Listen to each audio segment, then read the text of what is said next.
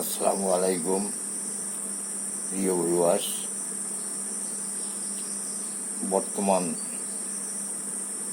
সরকারের family card মসজিদের ইমাম মুয়াজ্জিনের ভাতা, এটা সত্যিকার অর্থে প্রশংসা দাবিদার। এরা অত্যন্ত নিরীহ মানুষের প্রাপ্য।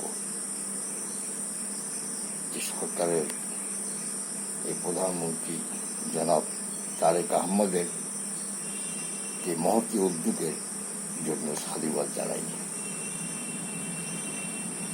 এই প্রসঙ্গে আমার লেখা আগের একটি কবিতা মনে পড়ল, সেটা আজকে পরিবেশন করছি। এরাই মধ্যবিত্ত। আবু আহমেদ শিকদার। পোহালে রজনী হাহাকার ধ্বনি, শূন্য পকেট হায়, ছোট্ট ছেলেটি চলে হাঁটি হাঁটি, ছেঁড়া জামা পরা গায়ে। আছে ঘর পাকা তবু সব ফাঁকা, পুরনো জিনিস ভরা, বিছানা চাদর রং চটা তার অভাবের কাছে ধরা। কেহ বুঝবে না, কেউ খুঁজবে না, দেখে পরিপাটি দৃশ্য।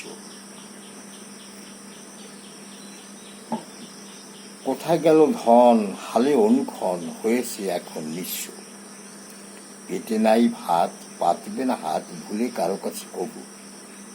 বংশীয় লোকে মরে ধুকে ধুকে, সম্মান রাখে তবু। এভাবে যে কত আছে শত শত, সমাজে দেখেছি নিত্য।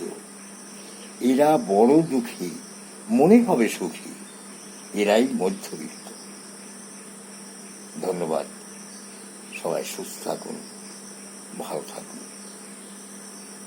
আসসালামু আলাইকুম রহমতুল্লাহ বারাকাতুহু। কবি আবু আহমেদ শিকদার।